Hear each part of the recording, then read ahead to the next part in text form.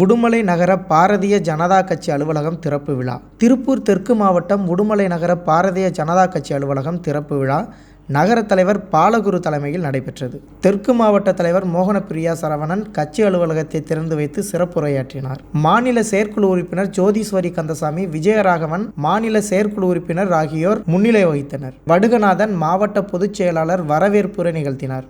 ND Karthikeyan மாநில செயலாளர், வர்த்தக பிரிவு, அரசு தொடர்பு பிரிவு மாவட்ட தலைவர் வெள்ளைச்சாமி ஆகியோர் சிறப்பு அழைப்பாளர்களாக கலந்து கொண்டனர். இவ்விழாவில் முன்னாள் நகர தலைவர் கண்ணாயிரம், PN ராஜேந்திரன், மாவட்ட செயலாளர் கலா, வக்கீல் ஸ்ரீனிவாசன், நகர துணைத் தலைவர்கள் நாச்சியப்பன், மைக் செல்வி, ஹரிஹரன், பொதுச் செயலாளர் ஸ்ரீவர்ஷினி, விவேக், கண்ணா, பிரதீப் குமார், செயலாளர்கள் பாலசுப்ரமணியன், சித்திரை செல்வி, காளீஸ்வரி, ஹேமலதா, பொருளாளர் ஐயப்பசாமி மற்றும் மாநில மாவட்ட நகர பூத் பொறுப்பாளர்கள், நிர்வாகிகள், மண்டல தலைவர்கள் மற்றும் முன்னாள் மண்டல தலைவர்கள் ஆகியோர் கலந்து கொண்டனர்.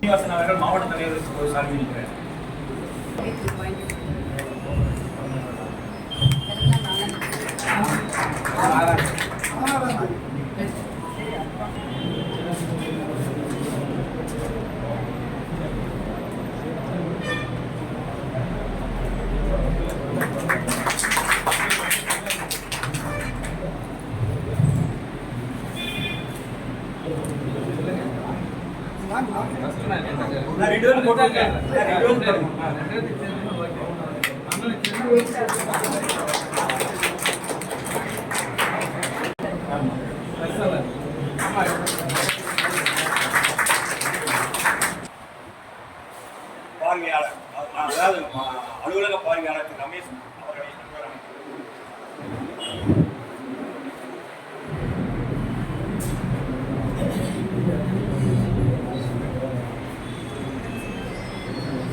பாரதி அணியின் பொறுப்பாளர்கள் வழங்கி திருப்பூர் தெற்கு மாவட்டத்தில் மிக சிறப்பாக உடுமலையில் நகர அலுவலகம் தொடங்கப்பட்டுள்ளது. மிக சிறப்பான திருப்பூர் தெற்கு மாவட்டத்திலேயே உடுமலை நகரத்தோட தேசம், தேசியம், தேசிய ஒருமைப்பாடு, ஆக்கப்பூர்வமான ஜனநாயகம், கிராமிய பொருளாதாரம், சீரான மதச்சார்பின்மை, அரசியலில் தூய்மை ஆகிய கொள்கைகளுக்காக அரும்பாடுபட்டுக் கொண்டிருக்கும் அனைத்து காவி சகோதர சகோதரிகளுக்கு என் முதற்கண் வணக்கத்தை தெரிவித்துக் கொள்கிறேன். உண்மையிலுமே சொல்லி அர்த்தம், தேர்தல் வேலை தொடங்கியாச்சுனாலே எதிரி யாரு? திமுக மட்டும்தான் நமக்கு எதிரி.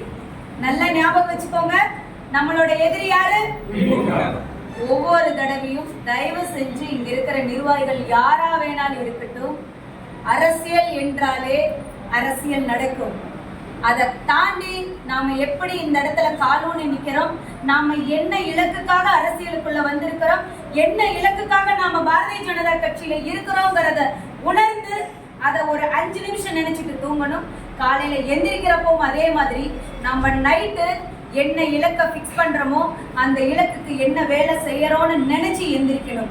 இதை தாண்டி இன்னைக்கு நாம யார்கிட்ட போனை பண்ணி பேசலாம், யாரு முயற்சிக்கணுமே தவிர அந்த கோடை அழிக்கணும்னு நினைச்சா அதுல நீங்க தான் அழிஞ்சு போவீங்க. ஒருத்தரை வீழ்த்தணும்னு நினைச்சா அதை விட சிறப்பா நாம படையெடுக்கணும். அவர்கிட்ட என்ன திறமை இருக்கோ அதை விட 10 மடங்கு திறமையை நம்ம வளர்த்தி தான் களத்துல இறங்கணுமே தவிர